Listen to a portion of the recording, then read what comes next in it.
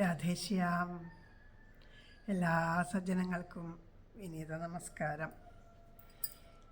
ഭഗവാന്റെ അപാരമായ കൃപാകടാക്ഷത്തിന് മുന്നിൽ, രാധാറാണിയുടെ പരമമായ സ്നേഹത്തിന് മുമ്പിൽ, ആ കാരുണ്യത്തിന് മുമ്പിൽ നമസ്കരിച്ചുകൊണ്ട് സന്തോഷമായിട്ടുള്ള കുറച്ച് കാര്യങ്ങളാണ് നിങ്ങളോട് പറയണത്. കഴിഞ്ഞ വർഷം വൃന്ദാവന യാത്ര തുടങ്ങിയതിൽ പിന്നെ എത്ര തവണ വൃന്ദാവനത്തിൽ പോയി എന്ന് പലരും ചോദിച്ചു. പക്ഷേ ഞാനത് എണ്ണി നോക്കാറേ ഇല്ല എത്ര തവണ എന്നൊന്നും. കാരണം ഓരോ തവണ പോകുമ്പോഴും ആദ്യമായിട്ട് പോകുന്ന പോലെയാണ് അനുഭവം. അത്രയും കൊതിയോട് കൂടിയിട്ടാണ് രാധാറാണിയോടും ശ്രീകൃഷ്ണ ഭഗവാനോടും പ്രാർത്ഥിച്ചിരുന്നത്. ഒരു തവണയെങ്കിലും ആ വൃന്ദാവന ഭൂമി ഒന്ന് കാണിച്ചു തരുമോ കണ്ണാ, ഒരു തവണയെങ്കിലും എന്നെ കൂട്ടിക്കൊണ്ട് പോകൂ എന്നൊക്കെയാണ് പ്രാർത്ഥിച്ചത്. പക്ഷേ എന്തോ ഒരു അപാരമായ കാരുണ്യമുണ്ട്, ആരുടെയൊക്കെയോ പ്രാർത്ഥനയുണ്ട്, ആരുടെയൊക്കെയോ അനുഗ്രഹമുണ്ട്, എന്തൊക്കെയോ നിയോഗങ്ങളൊക്കെ ഉള്ളത് കൊണ്ട് ഭഗവാൻ ആ ഒന്നിലും നിർത്താണ്ട് പിന്നെയും പിന്നെയും ആ ഒരു സന്നിധിയിലേക്ക് പലതവണ അവിടെ എത്താനുള്ളൊരു ഭാഗ്യം. കാരണം ശരീരം കൊണ്ട് പലതവണയാണെങ്കിലും ഓരോ തവണ ചെല്ലുമ്പോൾ ആദ്യം ചെല്ലുകയെന്ന് തന്നെ എനിക്ക് തോന്നാറുള്ളൂ. ഇതിന് മുമ്പ് വന്നതല്ലേന്നൊന്നും തോന്നാറില്ല. അതുപോലെ ധന്യം വൃന്ദാവനം എന്നുള്ളൊരു ഗ്രന്ഥത്തിൻ്റെ കാര്യം അതുപോലെ തന്നെയാണ്. പറഞ്ഞ് കേട്ട കാര്യങ്ങൾ എങ്ങനെ എഴുതി അതിൽ വയ്ക്കാൻ പറ്റി എന്നുള്ളത് എനിക്ക് ഇന്നും അത്ഭുതമാണ്. കാരണം എവിടെയും എഴുതി വയ്ക്കാണ്ട്, കുറിപ്പ് എഴുതാണ്ട്, അതൊന്നും അറിയാണ്ട് കേട്ടതിനെ ഓർമ്മിച്ച് എഴുതാൻ സാധിച്ചത് അത്ഭുതമാണ്. എന്നാൽ ഇന്ന് പലരും എന്നോട് ചോദിക്കും, അങ്ങനെ അവിടുത്തെ കാര്യം എന്താണ്, ഇവിടുത്തെ കാര്യം എന്താണ്, അതിൻ്റെ കഥ പറയുമെന്ന് പറയുമ്പോൾ എനിക്കറിയില്ല. എനിക്ക് വേണമെങ്കിൽ ധന്യം വൃന്ദാവനം പുസ്തകം നോക്കിയിട്ടേ അറിയുള്ളൂ. അപ്പോൾ അത് കാണാണ്ട് എനിക്ക് അറിയേയില്ല. അപ്പോൾ പലരും ചോദിക്കാറുണ്ട്, നിങ്ങളല്ലേ ഇപ്പോൾ ഇത് എഴുതിയത്, പിന്നെന്താ പറഞ്ഞാൽ എന്ന് ചോദിക്കും. പക്ഷേ എഴുതിയതൊക്കെ ഭഗവാനാണെന്നുള്ളതിൻ്റെ തെളിവാണത്. അത്രയും അത്യത്ഭുതമാണ് ആ വൃന്ദാവനം. ഒരുപാട് തവണ പറയാറുള്ള പോലെ വൃന്ദാവനത്തിലെ മഹത്വം എത്ര വർണ്ണിച്ചാലും മതിയാവില്ല. ഇപ്പോൾ പഴയ ആ ഒരു അവസ്ഥയിൽ നിന്ന് ഒരുപാട് വ്യത്യാസം വന്നു. ധാരാളം ബിൽഡിങ്ങുകൾ. കാരണം ഓരോരുത്തരും ബിൽഡിങ്ങുകൾ ഓരോ കാര്യത്തിനും ഈ ക്ഷേത്രങ്ങളൊക്കെ പണിത് ഇതൊക്കെ ഇത്ര വർഷം പഴക്കമുള്ളതാണെന്നൊക്കെ പറഞ്ഞ് അങ്ങനെ പലരും അവിടെ വന്ന് അത് ചെയ്യണു. ശരിക്കും പറയുകയാണെങ്കിൽ വ്രജവാസികളുടെ ആ ഒരു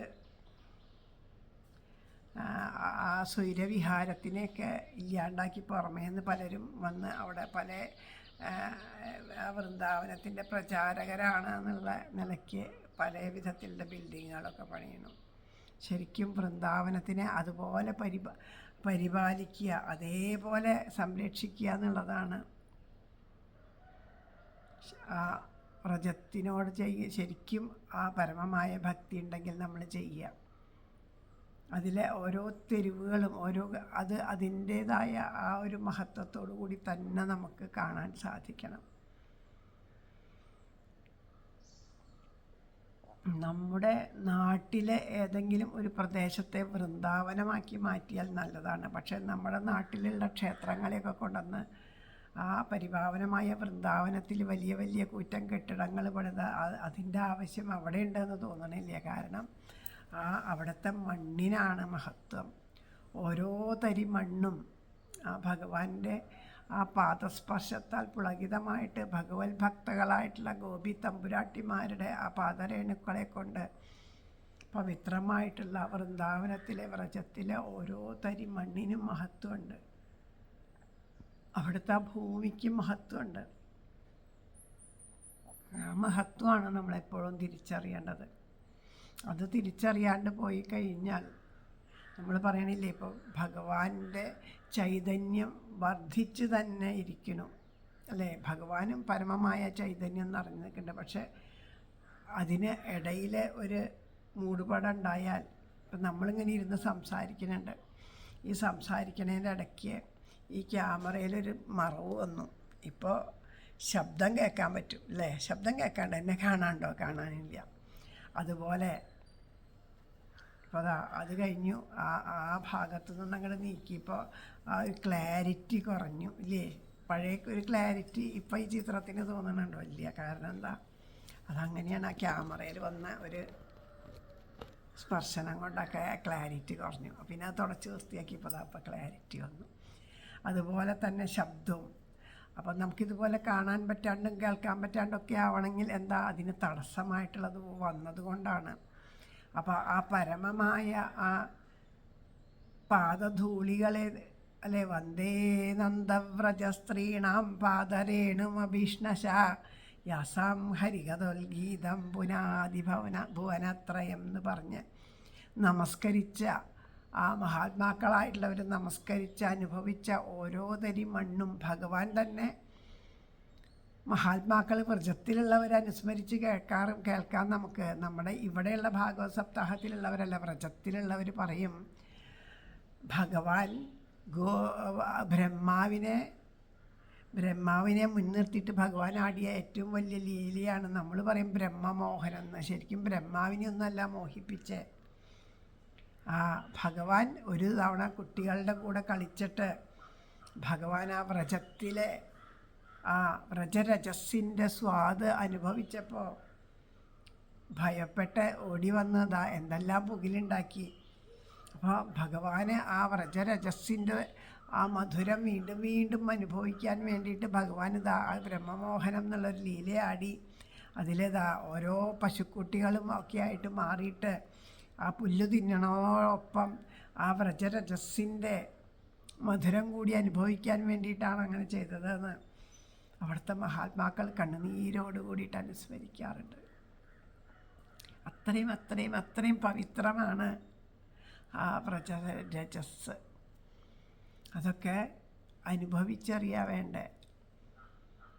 അപ്പം അതിൻ്റെ ആ ഒരു മഹത്വം തിരിച്ചറിയാതിരിക്കുന്നുണ്ട് എന്നുണ്ടെങ്കിൽ അതിൻ്റെ മുകളിൽ വന്ന ഇതുപോലെയുള്ള ആ ഓരോരോ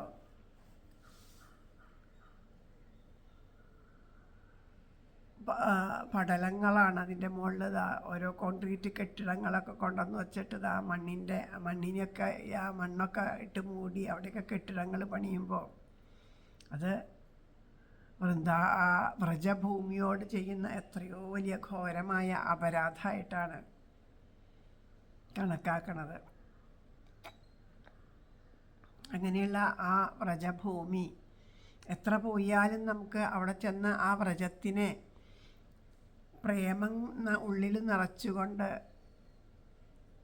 ആ വൃന്ദാവനത്തെ മാംസചക്ഷുക്കളെ കൊണ്ടല്ലാണ്ട് ഉൾക്കണ്ണുകൊണ്ട് കണ്ടാൽ നമുക്ക് അത്രയും പരമാനന്ദം എപ്പോഴും അനുഭവിക്കാൻ പറ്റും. വേറെ ഒന്നും കാണണ്ട. രാധയാകുന്ന പ്രേമം ഉള്ളിൽ നിറച്ച് ആ കണ്ണനെ തേടി നടന്നാൽ മതിയെന്ന് ആ വ്രജവാസികൾ പറയും. ബാക്കി ഒന്നും നോക്കണ്ട. കാരണം അവർക്കൊക്കെ ഇപ്പോഴും പ്രത്യക്ഷമാണ്. അത് ശരിക്കും നമ്മളെപ്പോലെയുള്ളവർക്ക് അതെങ്ങനെ തിരിച്ചറിയാൻ വെച്ചാൽ ചില അനുഭവങ്ങൾ നമുക്ക് വരുമ്പോഴാണ്. അങ്ങനെയുള്ളൊരു അനുഭവം അതിനെപ്പറ്റി പറയാനാണ് ഞാൻ നിങ്ങളുടെ മുമ്പിലേക്ക് ഇന്ന് ഓടി വന്നത്. കുറച്ച് കഴിഞ്ഞ വർഷം വൃന്ദാവനത്തിലേക്ക് പോകാനായിട്ട് സാധിച്ചില്ല. ഈ വർഷം സാധിക്കുമെന്ന് ചോദിച്ചാൽ അറിയില്ല. രാധാറാണിയുടെ തീരുമാനം പോലെ തന്നെയാണ് എല്ലാം നടക്കുള്ളൂ. അറിയില്ല സാധിക്കുമെന്ന്. അപ്പം അതുകൊണ്ട് ഇത്രയും തവണ ഒരു തവണ പോകണം എന്നാഗ്രഹിച്ചിട്ട് ഇത്രയും തവണ അവിടെ കൊണ്ടുവന്ന് എത്തിച്ചു എന്നുള്ളത് മാത്രമല്ല, ഒരുപാട് ഹൃദയങ്ങളിലേക്ക് ഒരു ഗ്രന്ഥത്തിലൂടെ ആ വൃന്ദാവനത്തെ എത്തിക്കാനായിട്ടൊരു അനുഗ്രഹം, ഒരു നിയോഗം. അതായത് നമ്മൾ വേറെ ഒന്നും ചെയ്യണില്ല അല്ലേ. ഇപ്പോൾ ഒരു പോസ്റ്റ്മാൻ്റെ ജോലി എന്താ? കത്ത് കിട്ടിയാൽ ആ മേൽവിലാസം അനുസരിച്ചിട്ട് ഓരോരുത്തർക്ക് കൊണ്ടു കൊടുക്കുകയാണ്. അങ്ങനെയുള്ളൊരു പോസ്റ്റ്മാൻ്റെ ജോലി തന്നെയാണ് ഭഗവാൻ തന്നേക്കണേ.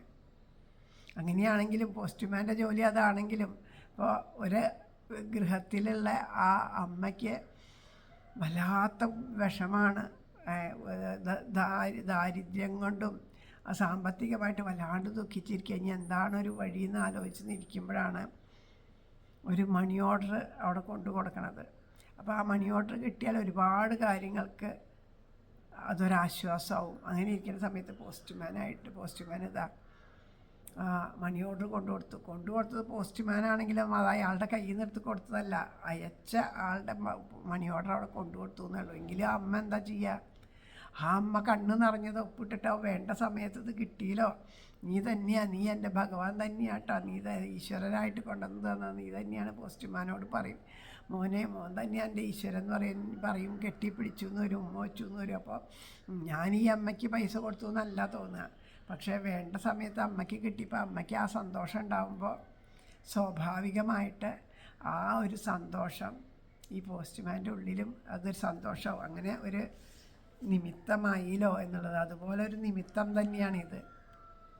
ഭഗവാന്റെ ഒരു നിയോഗത്തിന് അതിന് പാത്രമായി എന്ന് മാത്രമേ ഉള്ളൂ. അതുപോലെ ഒരു നിമിത്തം തന്നെയാണ്. അങ്ങനെ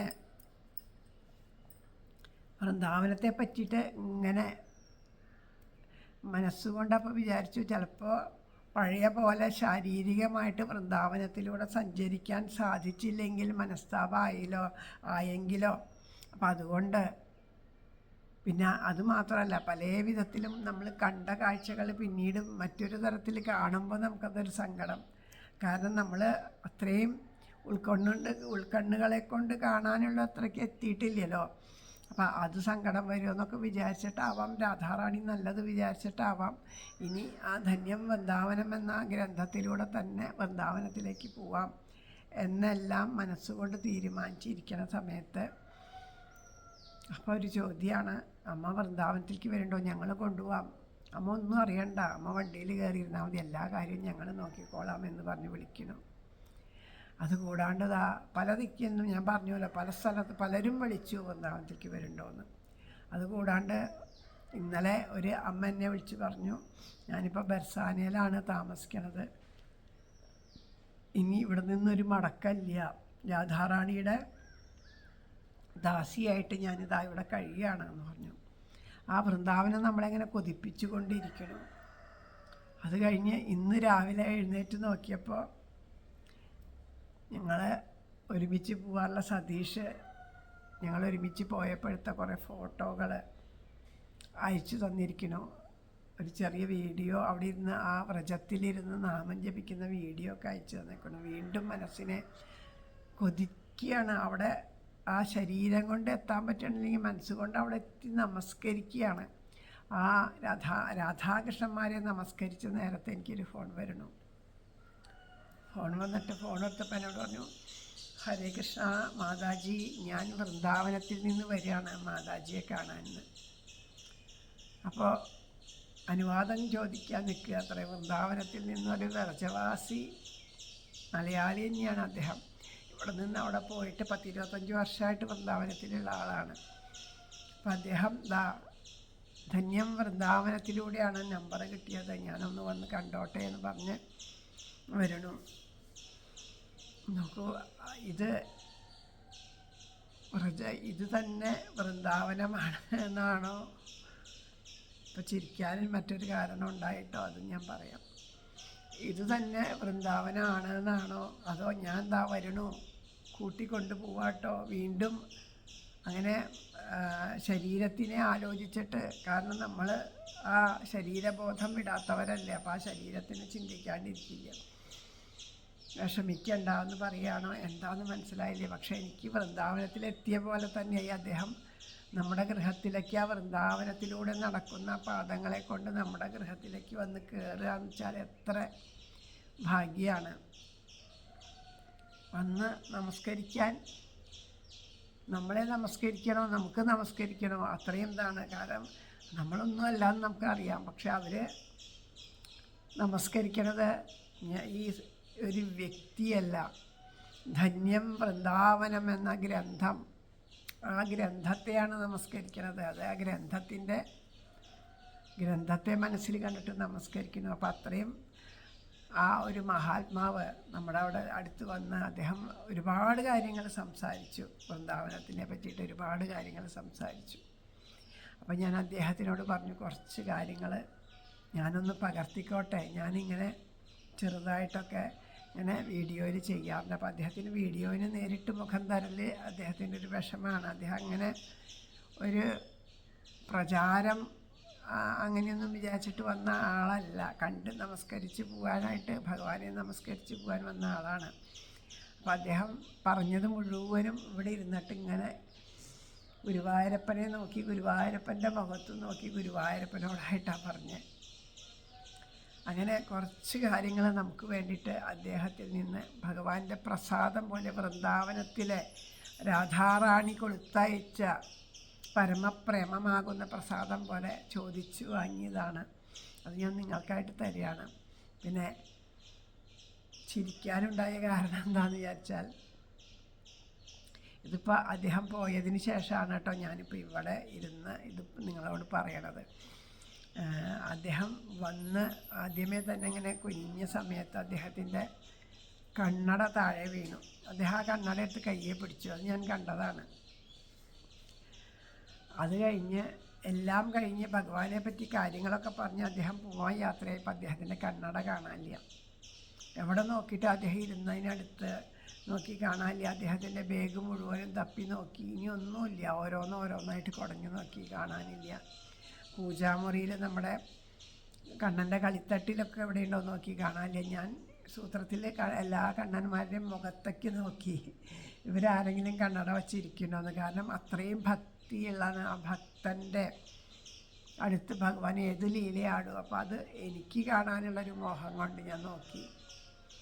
അപ്പോൾ എൻ്റെ ഹസ്ബൻഡ് പറഞ്ഞു, വൃന്ദാവനത്തിലല്ലേ കണ്ണടയൊക്കെ പോവും, അവിടെ കുരങ്ങന്മാർ കൊണ്ടുപോയിടാവുന്നു. വാസ്തവം പറയുകയാണെങ്കിൽ അദ്ദേഹം പെട്ടെന്ന് അത് പറയുമ്പോൾ, കാരണം ഈ വക കാര്യങ്ങൾ അങ്ങനെയൊന്നും സംസാരിക്കാത്ത ആളാണ്.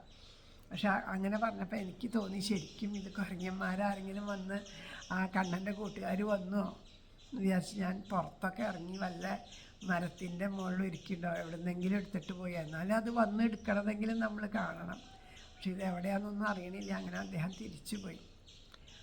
തിരിച്ചു പോയി കഴിഞ്ഞ് വീണ്ടും ഇവിടെ എന്നെ സഹായിക്കണ ആ സെലീന വന്ന് നോക്കിയപ്പോൾ പറഞ്ഞു, ഇതല്ലേ ചേച്ചി കണ്ണട, ഇത് നോക്കിയിട്ട് നിങ്ങൾ നടന്നേ, അപ്പം നിങ്ങളെവിടെയാണ് നോക്കിയേ എന്ന് ചോദിച്ച്. ഞാൻ നോക്കി, 2-3 പ്രാവശ്യം ഞാൻ നോക്കി, ഹസ്ബൻഡ് നോക്കി, അദ്ദേഹം വന്ന് നോക്കി, എന്നിട്ടും കാണാത്ത കണ്ണട അവിടെ ഇരിക്കുന്നുണ്ട്. അപ്പോൾ അത് ഭഗവാന്റെ ഒരു ലീല. ഭഗവാൻ നമ്മളുടെ കൂടെ ഉണ്ട് എന്ന് നമ്മളെ അനുഭവമാക്കി തരുന്ന ഒരു ലീല തന്നെയാണ്.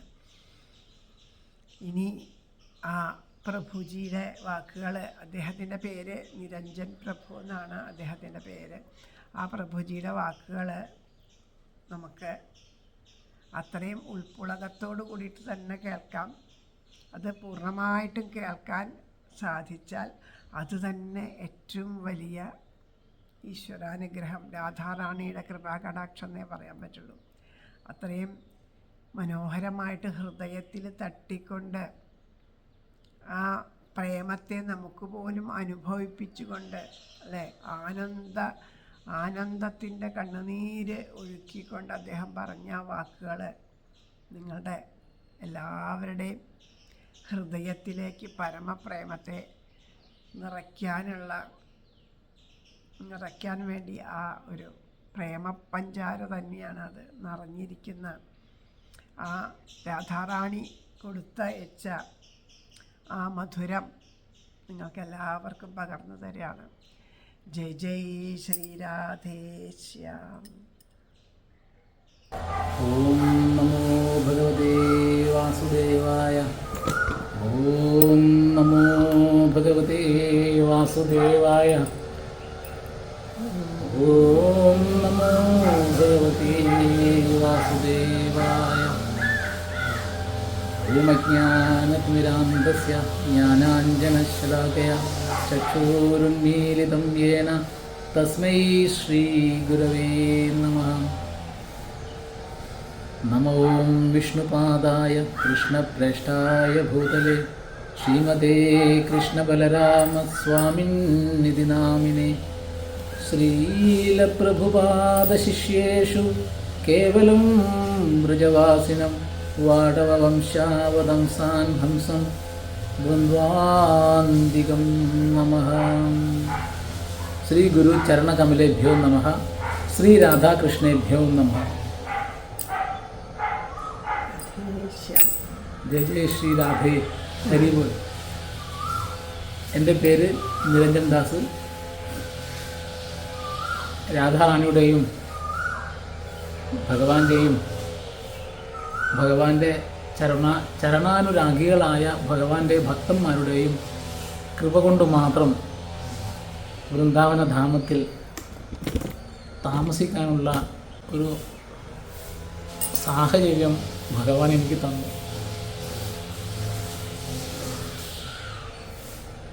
വൃന്ദാവന ധാമത്തിലെ വ്രജവാസികളുടെ കൂട്ടത്തിൽ അത്രയും അത്യുന്നതമായ ഒരു വൈഷ്ണവ ബ്രാഹ്മണ ഗൗഡീയ ബ്രാഹ്മണ കുലത്തിൽ ജനിച്ച മഹാമണ്ഡലേശ്വർ മഹന്ത് ശ്രീ കൃഷ്ണ ബലറാം സ്വാമിജി മഹാരാജിൻ്റെ ശിഷ്യത്വത്തിന് പാത്രീഭവിക്കുവാനും രാധാറാണിയുടെയും ഭഗവാന്റെയും ഗുരുവിൻ്റെയും മഹനീയ കൃപ കൊണ്ട് സാധിച്ചു. അദ്ദേഹത്തിൻ്റെ ഒരുപാട് പുസ്തകങ്ങളിലൊന്നായ ഭാഗവത സപ്താഹം എന്ന ഈ ഒരു മഹത് ഗ്രന്ഥം മലയാള ഭാഷയിലേക്ക് പരിവർത്തനം ചെയ്യാനും അത് ഇന്ന് കേരളത്തിൽ കുറേ സ്ഥലങ്ങളിൽ എത്തിക്കാനും നമ്മുടെ എന്താ പറയുക, കേരളത്തിലെ വൃന്ദാവനം പോലെ എന്നറിയപ്പെടുന്ന നമ്മുടെ ഭഗവാൻ ഓടിക്കളിക്കുന്ന നമ്മുടെ ഗുരുവായൂരപ്പൻ്റെ തിരുസന്നിധിയിലും അത് എത്തിക്കുവാൻ ഭഗവാൻ സഹായിച്ചു.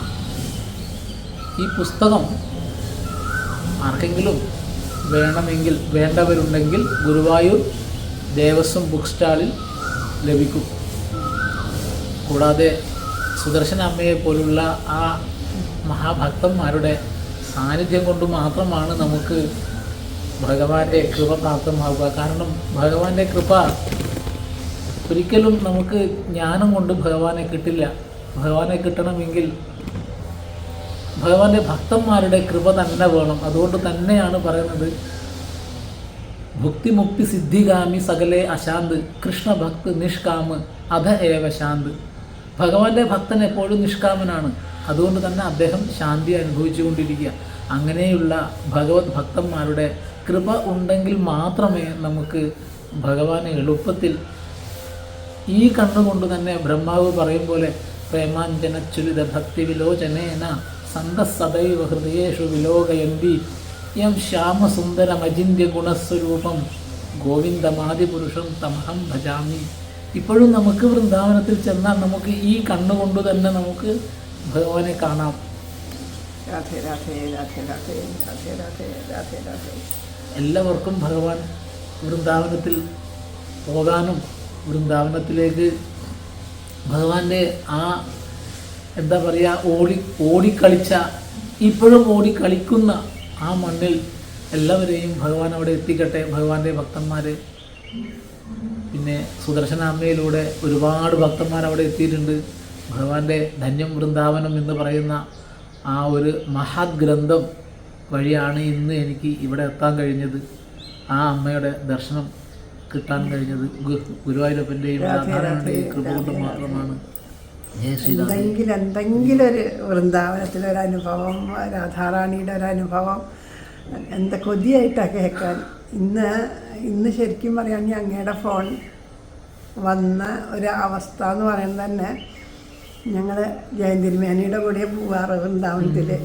അപ്പോൾ അവിടുന്ന് സതീഷ് എന്ന് പറഞ്ഞിട്ടൊരു മോനുണ്ട്. ആ മോന് വൃന്ദാവനത്തിലുള്ള വീഡിയോസൊക്കെ എനിക്കിങ്ങനെ ഞങ്ങൾ പോയപ്പോണ്ടായ ഫോട്ടോസ് എന്നിട്ട് പറഞ്ഞാൽ അതിങ്ങനെ അയച്ചു തന്നു. എന്നെ വല്ലാണ്ട് എനിക്ക് പോകാൻ പറ്റില്ല എന്ന് കഴിഞ്ഞ വർഷം തൊട്ട് ഇങ്ങനെ ഒരു തോന്നൽ വന്നപ്പോൾ പറ്റും എന്ന് രാധാറാണി പറയണതാണോ എന്ന് എനിക്കറിയില്ല. കാരണം എനിക്ക് ശാരീരികമായിട്ടുള്ള കുറച്ച് ബുദ്ധിമുട്ടുകളുള്ള കാരണം കൊണ്ട് അവിടെ ഞാൻ പോണത് എന്തിനാന്ന് വെച്ചാൽ, വൃന്ദാവനത്തിൽ പോണത് എന്തിനാന്ന് വിചാരിച്ചാൽ, എനിക്ക് ഏറ്റവും കൂടുതൽ കൊതി ഗോവർദ്ധന പരിക്രമ ചെയ്യണം.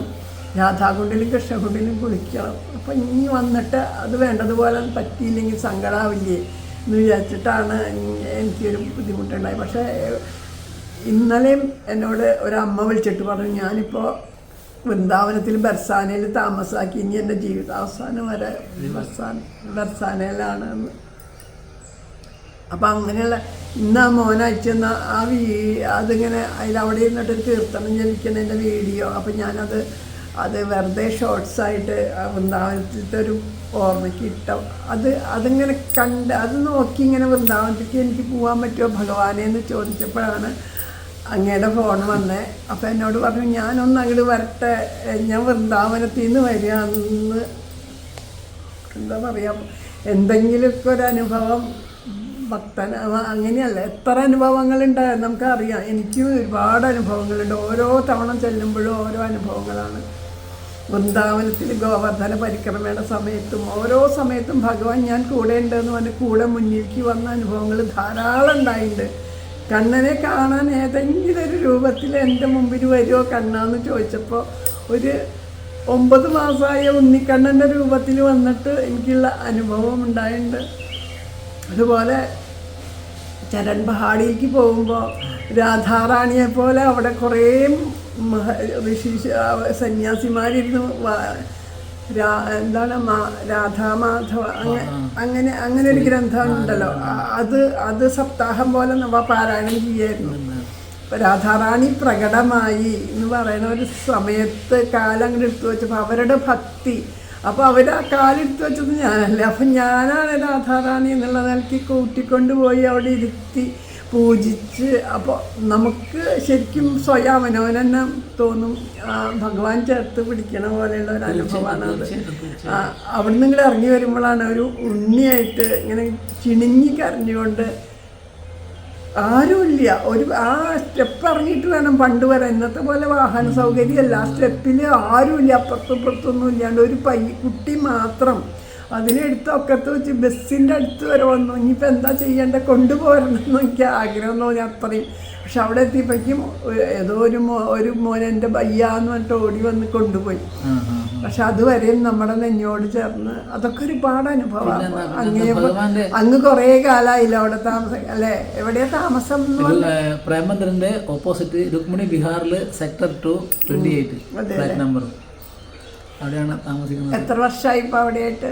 ഞാനിപ്പോ 10-25 വർഷമായി ഇങ്ങനെ പൂവും വരികയും ചെയ്യുന്നുണ്ട്. വർഷത്തിൽ ചിലപ്പോൾ 2-3 വട്ടം പോവും. കൊണ്ടുപോകണുണ്ടല്ലേ ഭക്തരെ കൊണ്ടുപോകുന്നുണ്ട്. അതും ഭഗവാന്റെ കൃപ കൊണ്ട് മാത്രം, രാധാറാണിയുടെ കൃപ കൊണ്ട് മാത്രം. ഞാൻ എല്ലാവരോടും ആര് വരുന്നുണ്ടെങ്കിൽ അവരോട് ആദ്യം പറയുക എന്താണെന്ന് വെച്ചാൽ, ഭഗവാന്റെ മുമ്പിൽ, രാധേന്ദ്രൻ ഭഗവാന്റെ മുമ്പ് പോയിട്ട് പറയാ, കണ്ണാ ഒന്ന് ഞങ്ങളെ വൃന്ദാവനത്തിലേക്ക് കൊണ്ടുപോകുമോ, ഞങ്ങൾക്ക് ഒന്നാം മണ്ണിൽ ഒന്ന് കാലുകുത്താൻ ഒരു അവസരം തരുമോ കണ്ണാ എന്ന് ഭഗവാനോട് അപേക്ഷിക്കൂ. അല്ലാതെ നമുക്ക് പറ്റില്ല അവിടെ പോകാൻ, പറ്റില്ല. കാരണം വൃന്ദാവനത്തെ കുറിച്ച് അറിഞ്ഞ വ്യക്തികൾക്കൊക്കെ അറിയാം, അല്ലാത്തവർക്കൊന്നും അറിയാം. അതെ അതെ, അനുഭവിക്കാൻ. എൻ്റെ അടുത്ത് എൻ്റെ ഒരു കൂട്ടുകാരി പോയി വന്നിട്ട് പറഞ്ഞിട്ടുണ്ട്, വളരെ ഇതായിട്ട്, എന്താ അവിടെ പോയി കാണാൻ. അത് ഒരു ദിവസം കണ്ടത്, എവിടെയോ ഒരു സ്ഥലം. എന്നിട്ട് പറഞ്ഞാൽ വൃന്ദാവനം ഇങ്ങനെ, വൃന്ദാവനത്തിൽ അയ്യോ നമ്മൾ വിചാരിക്കണ പോലെയൊന്നല്ല അവിടെ, അങ്ങനെ അത്രയും നെഗറ്റീവായിട്ടാണ് പറഞ്ഞത്. പക്ഷേ ഞാൻ വൃന്ദാവനത്തിൽ പോയിട്ട് വന്നിട്ട് ധന്യം വൃന്ദാവനം എന്നുള്ള ഗ്രന്ഥം വായിച്ചപ്പോൾ എന്നോട് പറഞ്ഞു, എനിക്ക് ഒരു തവണയും കൂടി വൃന്ദാവനത്തിലേക്ക് പോകണം, എനിക്ക് വൃന്ദാവനം അനുഭവിക്കണം. അവരൊരു മഹാത്മാവിൻ്റെ കൂടിയാണ് വൃന്ദാവനത്തിലേക്ക് പോയി, എന്നിട്ട് പോലും അവർക്ക് അനുഭവമായില്ല. അത് കഴിഞ്ഞിട്ട് ആദ്യം നമ്മുടെ കൂടെ വന്നിട്ട് പറയണേ, ഈശ്വര ഇപ്പം വൃന്ദാവനത്തിലേക്ക് എപ്പോഴാണ് പോകാൻ പറ്റുക, ആ മറ്റേ കാഴ്ചപ്പാടൊക്കെ മാറിയപ്പോൾ അത് അവിടെ എത്തിപ്പെട്ടാലും അനുഭവിക്കണം എന്നുണ്ടെങ്കിൽ നമ്മുടെ ഉള്ളിൽ ആ പ്രേമം ഇല്ലാണ്ട് പറ്റില്ല. കാരണം അവിടെ ഭഗവാൻ ജനിച്ചിട്ട് ഓടി നടന്ന ഓരോന്നും ഇപ്പൊ എങ്ങനെ വ്യത്യാസം ഉണ്ടായിക്കോട്ടെ, എന്ത് ബിൽഡിങ്ങുകൾ വന്നോട്ടെ, അതെ, എന്ത് ബിൽഡിങ്ങുകൾ വന്നോട്ടെ, ഏത് വ്യത്യാസം വന്നോട്ടെ, അവിടെ ചെല്ലുമ്പോൾ ആ ബിൽഡിങ്ങുകളൊന്നല്ല കാണണ്ടേ, അവിടെ വനം കാണാൻ സാധിക്കണം. ഭഗവാന്റെ വേറെ ഒന്നും വേണ്ട, അതിലിങ്ങനെ അലഞ്ഞു തിരിഞ്ഞ് നടക്കുക, യമുനയുടെ തീരത്ത് കുറച്ചു നേരം. എനിക്ക് ഒരുപാട് മോഹം, രാത്രി കുറേ നേരം യമുനയുടെ തീരത്തിരിക്കണം എന്നൊക്കെ മനസ്സുകൊണ്ട് ഞാൻ ധാരാളം അങ്ങനെ പോയിരിക്കാറുണ്ട്. അങ്ങനെയുള്ള ആ വൃന്ദാവനത്തിൻ്റെ എന്തെങ്കിലും ഒന്ന് പറഞ്ഞു തരും, എന്തെങ്കിലും കൊതിയായിട്ടാണ് കേൾക്കാൻ. ഞാൻ പ്രത്യേകിച്ച് എന്താ പറയുക, ഒന്നാമത് എനിക്ക് ഒന്നും അറിയില്ല. കാരണം ഭഗവാന്റെ കൃപ കൊണ്ട് മാത്രം, ഗുരുവിൻ്റെയും ഭഗവാന്റെയും ആ രാധാറാണിയുടെയും ഭഗവാന്റെ ഭക്തന്മാരുടെയും കൃപ കൊണ്ട് മാത്രം എന്തെങ്കിലും 2 വാക്ക് പറയാൻ ഞാൻ ശ്രമിക്കാം. എനിക്കൊന്നും അറിയില്ല കേട്ടോ. ഒരു ദിവസം ഞങ്ങൾ ഗോവർദ്ധനത്തിൽ ഞങ്ങൾ പരിക്രമം ചെയ്ത് കഴിഞ്ഞ് ശ്രീനാഥ്ജിയുടെ അടുത്തേക്ക് ഞങ്ങൾ പോയി. അപ്പം ഞാൻ ഇന്ദ്രേഷ് ഉപാധ്യായ എന്ന് പറഞ്ഞൊരു വ്രജവാസിയുണ്ട്. അദ്ദേഹത്തിൻ്റെ പ്രഭാഷണങ്ങൾ ഇങ്ങനെ കേൾക്കും. കാരണം അദ്ദേഹത്തിൻ്റെ പ്രത്യേകത എന്ന് വെച്ചാൽ വെറും ഭക്തിഭാവന മാത്രമാണ് അദ്ദേഹം. അപ്പോൾ ഹിന്ദിയാണ്. അപ്പോൾ ഞാനിങ്ങനെ കേൾക്കാം. അപ്പം ശ്രീനാഥ്ജിയെക്കുറിച്ച് കുറേ ഇങ്ങനെ കേട്ടിട്ടുണ്ട്. അപ്പം എന്താ അതിൻ്റെ പ്രത്യേകത വെച്ചാൽ ഗോവിന്ദദാസ്, കുമ്മൻദാസ്, കൃഷ്ണദാസ്, അവിടെയുള്ള വ്രജവാസികൾ കുറേ ആൾക്കാർ അവിടെ ഇങ്ങനെ ഭഗവാന്റെ കഥകൾ, ഇപ്പോഴും ഭഗവാൻ ആ ലീലകൾ ആടിക്കൊണ്ടിരിക്കുക എന്നുള്ളത് ഇപ്പോഴും നമുക്കത് ഗ്രാഹ്യമല്ലാത്തത്, നമുക്ക് പ്രേമമാകുന്ന അഞ്ജനം എഴുതിയ കണ്ണുകളില്ലാത്തത് കൊണ്ടാണ്.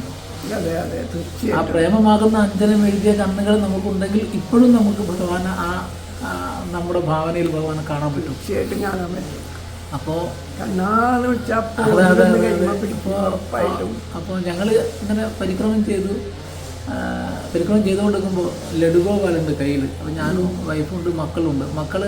മകളന്ന് തീരെ ചെറുതാണ്, അന്ന് 5-6 വയസ്സുള്ള. അവൾ നടന്നിട്ടില്ല, അവൾ ഓടുകയാണ് ചെയ്യുന്നത്.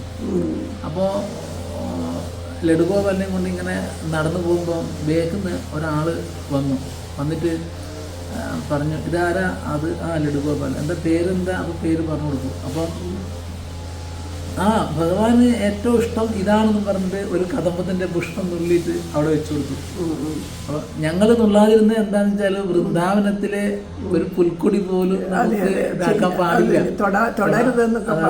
പാടില്ല നമുക്ക്. അപ്പം അതുകൊണ്ടാണ്, കാരണം അവർ പ്രജവാസികളാണ്. ശരിയാ, ഗോവർദ്ധന പരിക്രമയ്ക്കൊക്കെ പോകുമ്പോഴേ ധ്യാനം നിഷ്ഠരായിട്ട് പശുക്കളെ നമുക്ക് അവര് ചെന്നിങ്ങനെ തൊട്ട ഭയങ്കര വൈബ്രേഷൻ നമുക്ക് അനുഭവിക്കും. പക്ഷേ അങ്ങനെ തൊട്ടപ്പോ എന്നോട് ഇതുപോലെ പ്രഭുജി അവരിങ്ങനെ അവര് തുടരുത്, അവര് ധ്യാനത്തിൽ നിൽക്കുക, നമ്മൾ തുടരുത്, അവരും ഭഗവാനും തമ്മിലൊരു ബന്ധത്തിൽ അവരിങ്ങനെ നിൽക്കുകയാണ്. അപ്പൊ തുടരുത്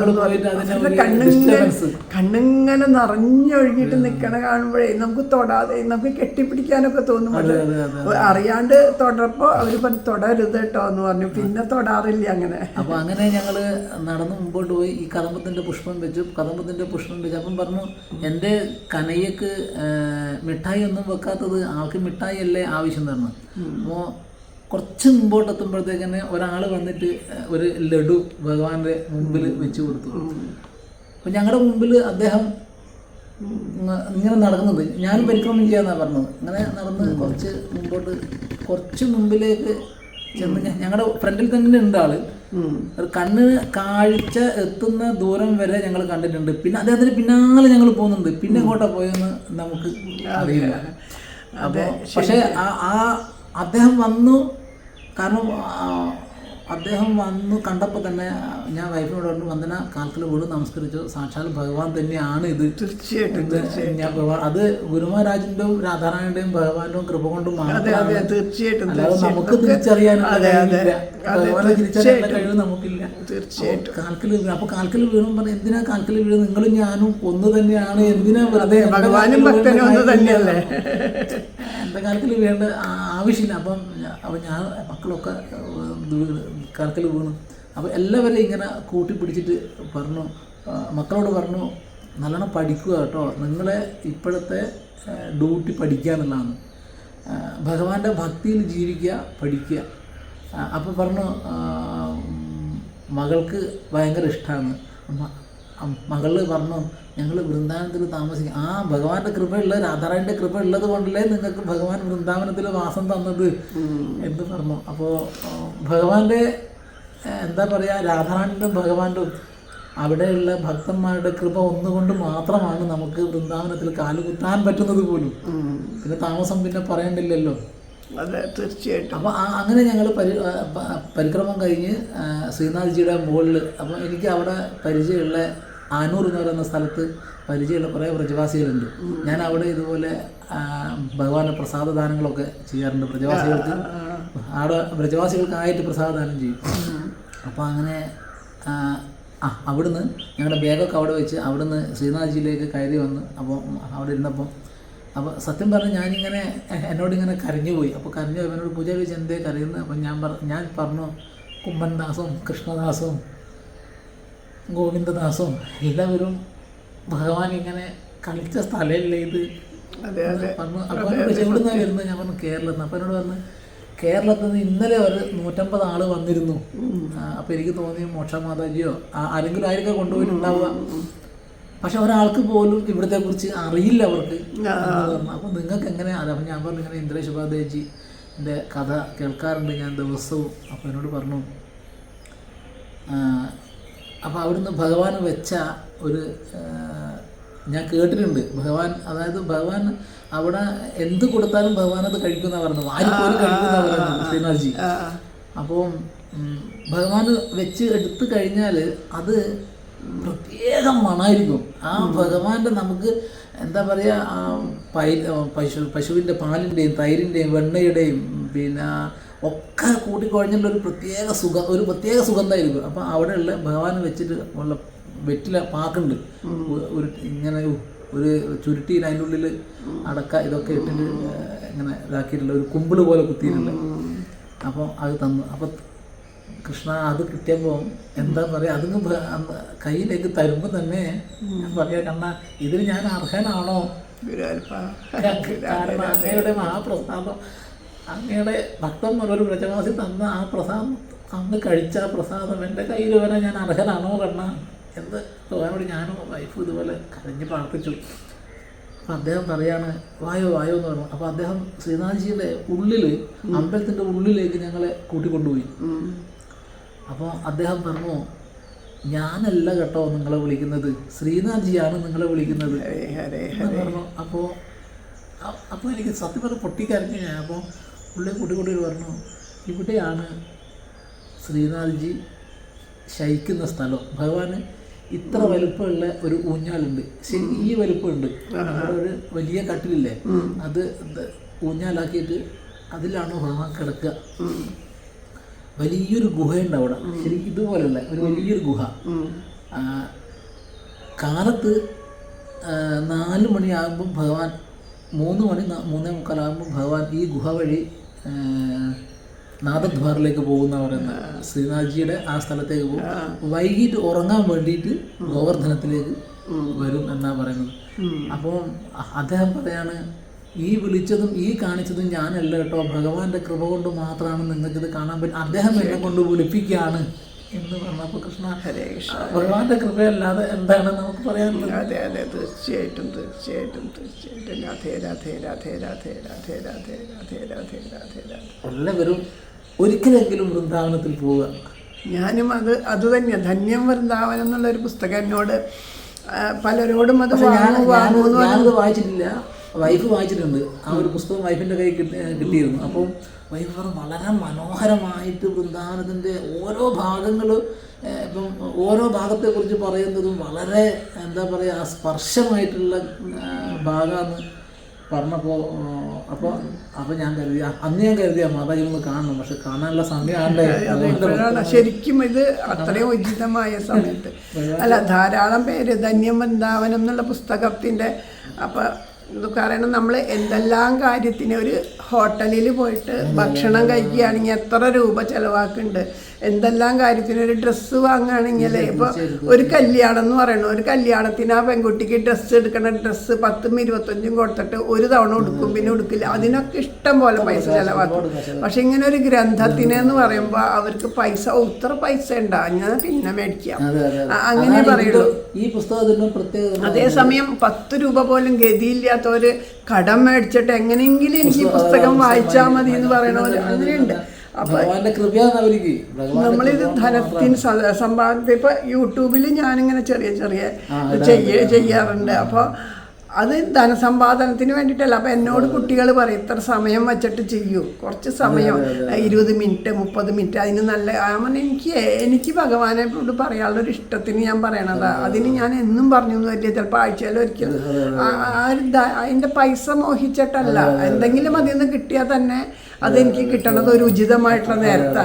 ഇവിടെ അമ്പലത്തിൽ സപ്താഹം നടക്കുന്ന സമയത്തോ അല്ലെങ്കിൽ എന്തെങ്കിലും ഒരു ഉണ്ടെങ്കിൽ അപ്പം അവിടെ ഭഗവാൻ അതിന് തന്നെ, അല്ലെങ്കിൽ ആരെങ്കിലും ഒരാൾ എന്തെങ്കിലും അസുഖമായിട്ട് വയ്യാണ്ടിരിക്കുന്ന സമയത്ത് നമ്മളോട് പറയുമ്പോൾ അപ്പം നമുക്ക് ആ സമയത്താവും ഇത് കിട്ടുക. അപ്പോൾ അവർക്ക് എന്തെങ്കിലും അങ്ങനെയായിട്ട് എനിക്കത് എപ്പോഴും അത് അങ്ങനെയാണ് ഉപകാരപ്പെടുന്നത്. അപ്പം ഈ ഗ്രന്ഥങ്ങൾ നമ്മൾ കഴിയുന്നത്തെ ആൾക്കാർക്ക് ഇപ്പോൾ ശരീരം കൊണ്ട് പോകാൻ പറ്റാത്തവരുണ്ടാവും.